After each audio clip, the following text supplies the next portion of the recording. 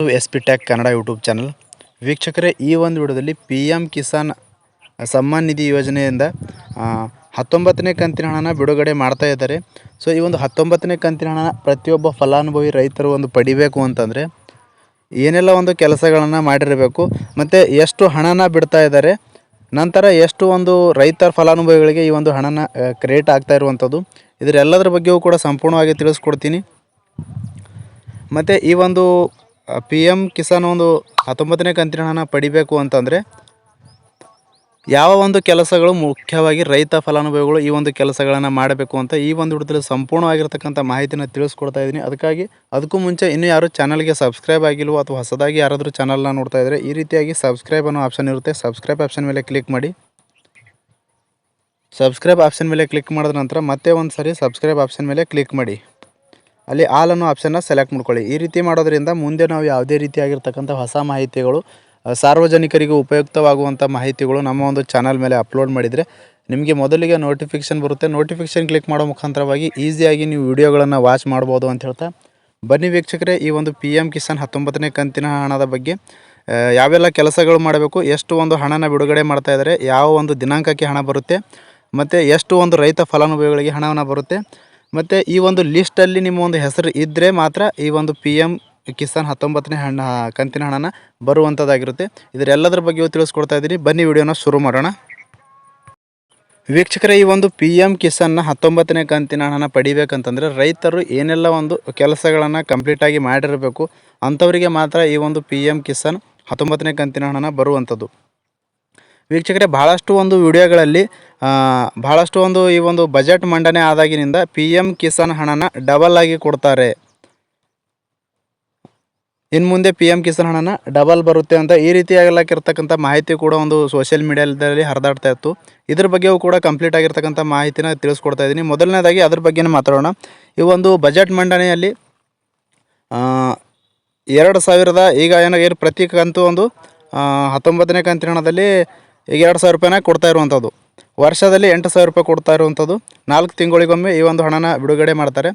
ಹೀಗಾಗಿ ಇನ್ನು ಮುಂದೆ 2500 ರೂಪಾಯಿ ಬರುತ್ತೆ ಅಥವಾ ಡಬಲ್ ಕಂತು ಕೊಡ್ತಾರೆ ಅಂತ ಈ ರೀತಿಯಾಗಿರ್ತಕ್ಕಂಥ ಮಾಹಿತಿನ ಹರಿದಾಡ್ತಾ ಇರ್ತು. ಯಾವುದೇ ರೀತಿಯಾಗಿರ್ತಕ್ಕಂಥ ಕೇಂದ್ರ ಸರ್ಕಾರದ ಒಂದು ಬಜೆಟ್ ಮಂಡನೆಯಲ್ಲಿ ಈ ಒಂದು ಮಾಹಿತಿನ ಕ್ಲಿಯರಾಗಿ ಮೆನ್ಷನ್ ಮಾಡಿಲ್ಲ.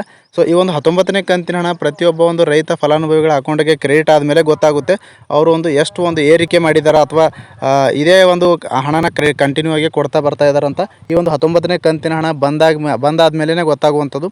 ಅಲ್ಲಿವರೆಗೂ ಕೂಡ ಇನ್ನೂವರೆಗೂ ಕೂಡ ಯಾವುದೇ ರೀತಿಯಾಗಿರ್ತಕ್ಕಂಥ ಕೇಂದ್ರ ಸರ್ಕಾರವು ಕೂಡ ಮಾಹಿತಿನ ತಿಳಿಸಿಲ್ಲ. ಇದ್ರ ಬಗ್ಗೆ ತಲೆ ಕೆಡಿಸ್ಕೊಳ್ಬೇಡಿ.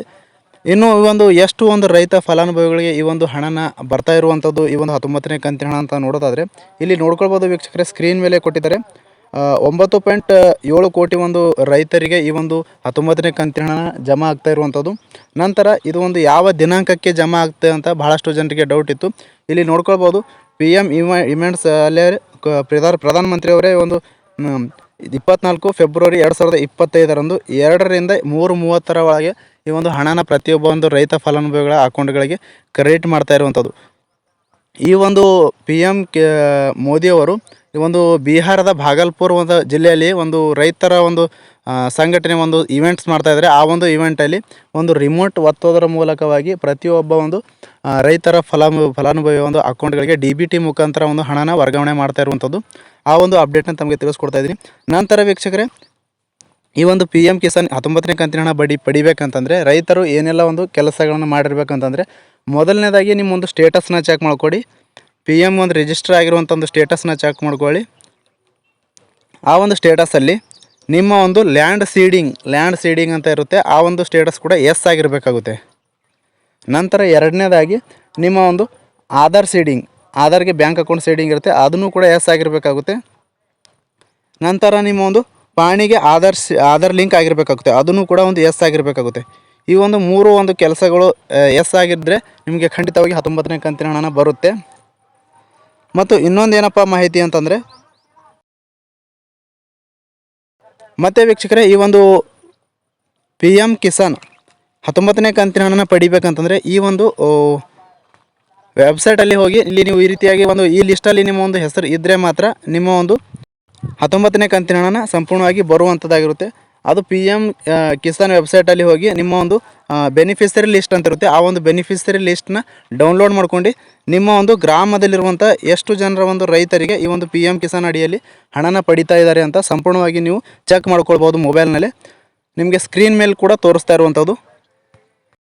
ಇಲ್ಲಿ ನೋಡ್ಕೊಳ್ಳೋದು ಪಿ ಎಮ್ ಕಿಸಾನ್ ವೆಬ್ಸೈಟ್ಗೆ ಬಂದಾದಮೇಲೆ ಇಲ್ಲಿ KYC ಇದೆ ಇಲ್ಲ ಅಂತ ಸಂಪೂರ್ಣವಾಗಿ ನೋಡ್ಕೊಳ್ಬೋದು.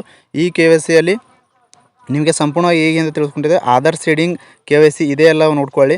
ಮತ್ತು ನಿಮ್ಮ ಒಂದು ಲ್ಯಾಂಡ್ ಸೀಡಿಂಗ್ ಅದನ್ನು ಇಲ್ವೋ ನೋಡ್ಕೊಳ್ಳಿ. ಮತ್ತು ನಿಮ್ಮ ಒಂದು ಪಹಣಿಗೆ ಆಧಾರ್ ಲಿಂಕ್ ಇದೇನೋ ಇಲ್ವ ಅಂತ ಸಂಪೂರ್ಣವಾಗಿ ಇಲ್ಲಿಂದ ತಿಳ್ಕೊಳ್ಬೋದು. ಇಲ್ಲಿ ನಾವು ಯುವರ್ ಸ್ಟೇಟಸ್ ಅಂತ ಇದೆಯಲ್ಲ ಈ ಒಂದು ಆಪ್ಷನ್ ಮೇಲೆ ಕ್ಲಿಕ್ ಮಾಡ್ಕೊಳ್ಬೋದು.